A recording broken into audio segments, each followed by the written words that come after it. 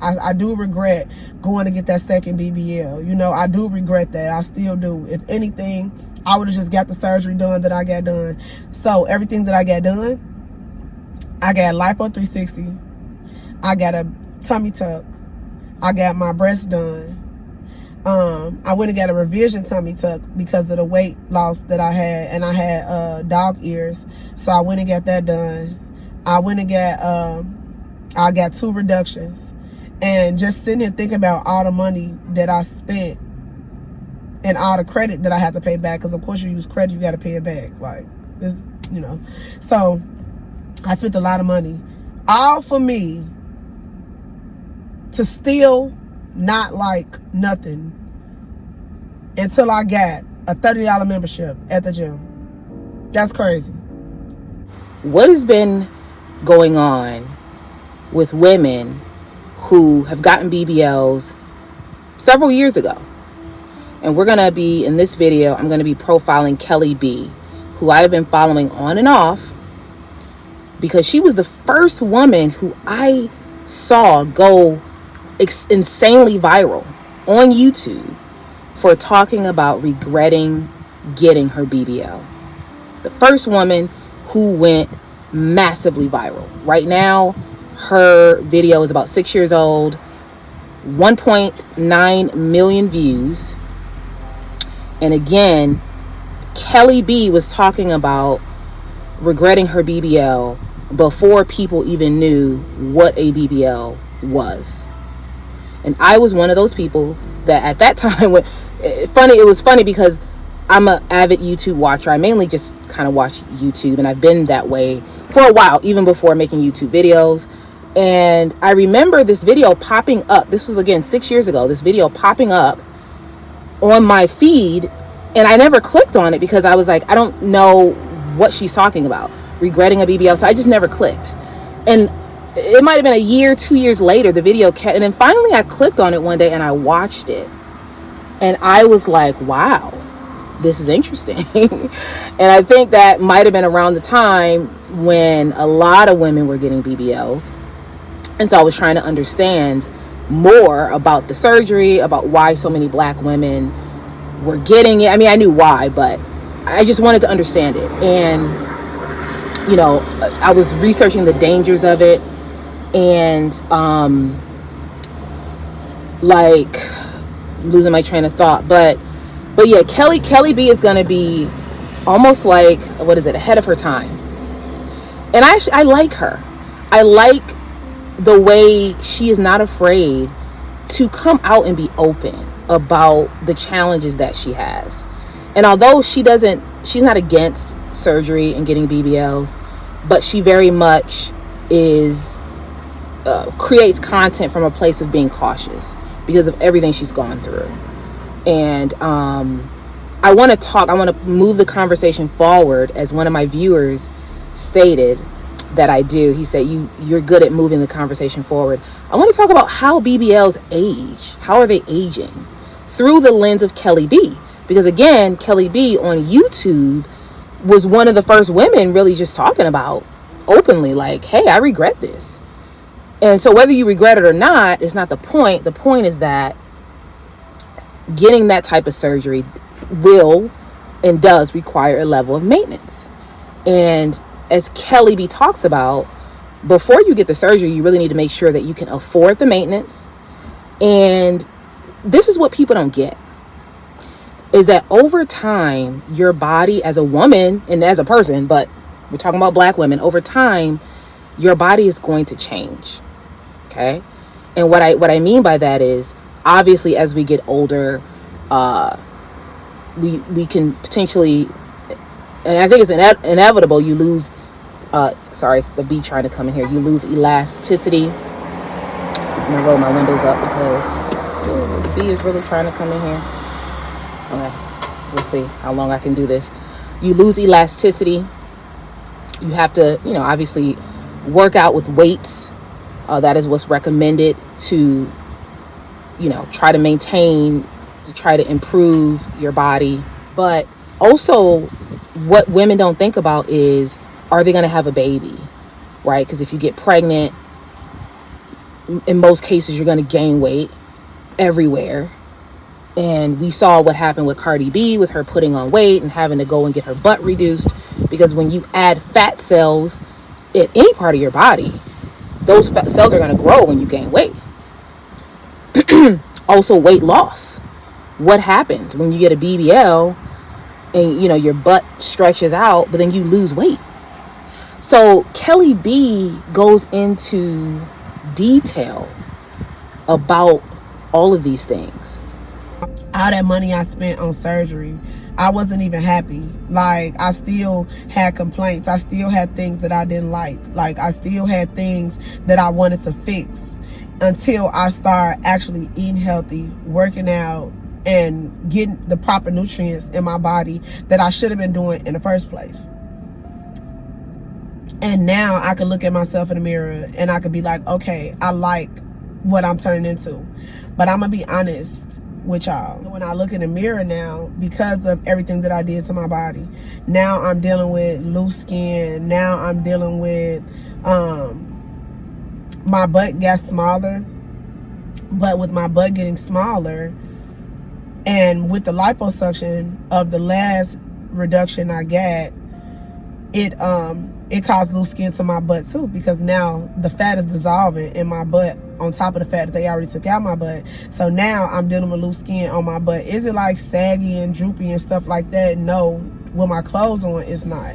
But looking in the mirror with my clothes off, I could see the problem areas. I could see the loose skin, like even in my legs. Like, now working out and weightlifting and stuff, like, yeah, that can help.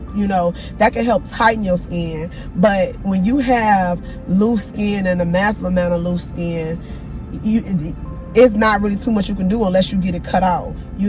So me just sitting back and just thinking in the mature mind that I have now, I wish I would have cared about myself more, to think about the longevity of what getting surgery could do. I don't think that we thought about when we get older.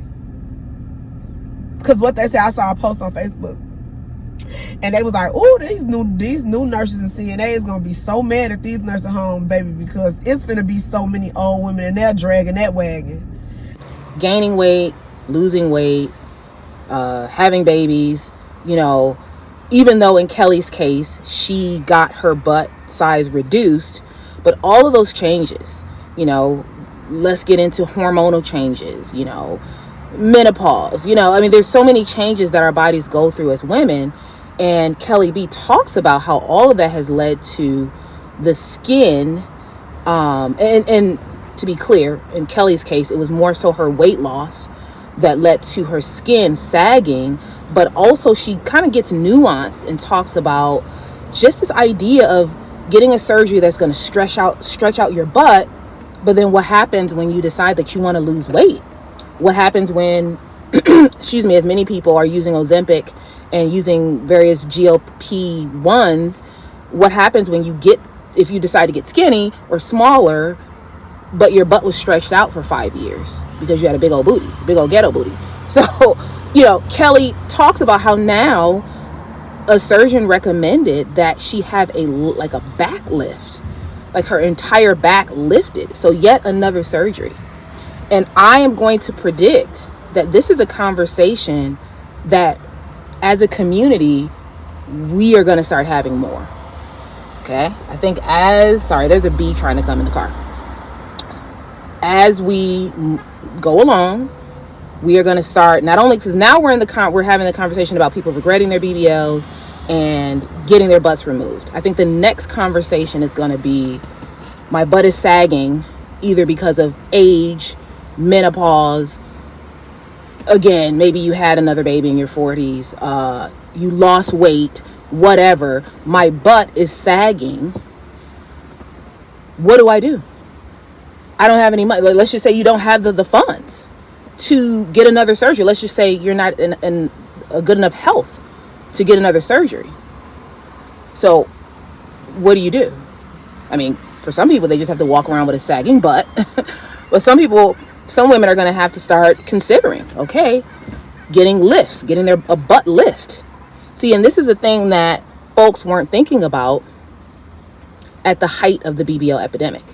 because everybody was just thinking about, oh, I want to have this luscious booty, but nobody wanted to think, well, 15, 20 years from now, okay, I have this luscious booty, but now it's sagging, right? And to be clear, whether you had surgery or not, these are things that we all need to be thinking about. Imagine women who went out and got these big old butts.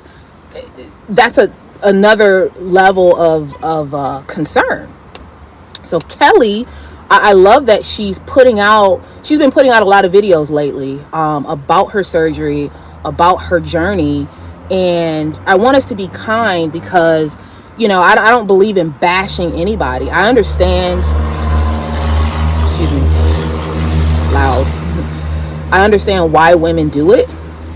You know, I get it, especially in the Black community. There's a lot of pressure for women to look a certain way, have a certain shape. But I think now things are getting real because the trend is over. Okay, it's not trending anymore to have the huge butt. Folks are getting on the semi-glutide and losing a lot of weight. And women are in the phase of figuring out how to reduce their butts, right? And in some ways, having to take the GLP-1s to make sure they're small so that their butts won't look crazy, right? Because, you know, obviously if you gain weight with a BBL, all the fat's going to go to your butt. And that might sound like a good problem to have until you look crazy, right? And we all know this look, the huge butt, that look is not respected. I mean, if it's natural, then it is what it is. But if you did that on purpose, you know, we all know that unfortunately has become a look of the lower class. Having a big old massive ghetto booty is not what people are respecting in 2025. So I'm going to play certain clips of Kelly's story. I want you to hear what it is she has to say.